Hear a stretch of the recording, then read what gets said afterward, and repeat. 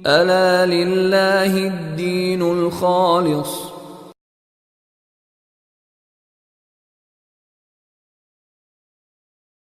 تین آپ کے مرحلے آتے ہیں ایک مسلمان کی زندگی میں، تین مرحلے آتے ہیں، یہ تین ہی اس کو ساری زندگی سمجھ نہیں آتے، اور اس تین پر ہی وہ صحیح کرتے کرتے کرتے مر جاتا ہے، اور تین ہی صحیح نہیں ہوتے، ساری زندگی لگ جاتی، مر جاتا ہے پوری زندگی، مدرسے میں پڑھتا ہے، اسکول میں پڑھتا ہے، کالج میں پڑھتا ہے، درس لیتا ہے، قرآن سنتا ہے، خطبے سنتا ہے، ساری زندگی اس کی تین بیسک کانسیپٹ کلیئر نہیں ہوتے. ایک توحید، ساری زندگی لگ جاتی ہے اس کی، توحید ہی نہیں سمجھ پاتا، اسے کہ بندے کو اللہ کے ساتھ وہ جڑتا ہی نہیں ہے، وہ پھر اس کا منہ اس طرح کو لگا، پھر اس کا منہ ادھر کو لگاتے ہیں، یہ بالکل میت کے منہ والا حساب ہوتا ہے، بھی اس کو پکڑ کے نا سارے سیدھا لٹا لیتے ہیں، پھر اس کا منہ اس طرح کا، وہ پھر ادھر ہو جاتا ہے، ادھر ہو جاتا ہے، وہ اپنی جگہ پر ہی آئے گا نا بھائی جہاں پر ہے، تو پکڑ کے یہ اس کو کرتے رہتے ہیں، ساری زندگی بندہ رب سے ہی نہیں جوڑتا. اچھا، دوسرا مرحلہ آ جاتا ہے رسالت کا، ساری زندگی نبی کی سمجھ ہی نہیں آتی،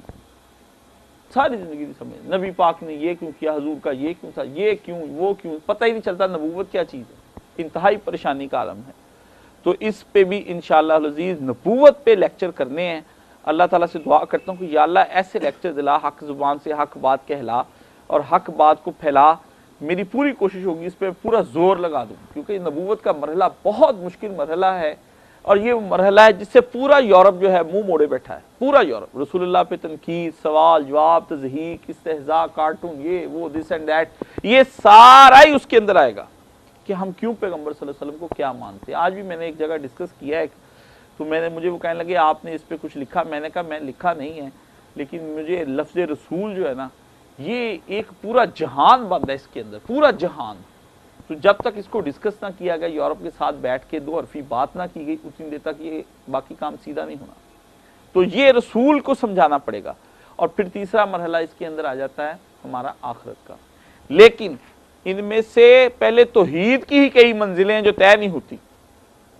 اتنی قسم کا شرک ہے، اتنی قسم کا شرک ہے، موقع آیا انشاءاللہ العزیز میں آپ کو بتاؤں گا. آپ کہیں گے اچھا یہ بھی شرک کی قسمیں، اس کو کون شرک کہتا ہے؟ تو پھر آپ کو پتہ چل جائے گا کہ ہم کہاں کہاں شرک میں لتھڑے ہوئے ہیں. وہاں سے منزل طے ہوگی تو اگلی منزل پر ہم جائیں گے.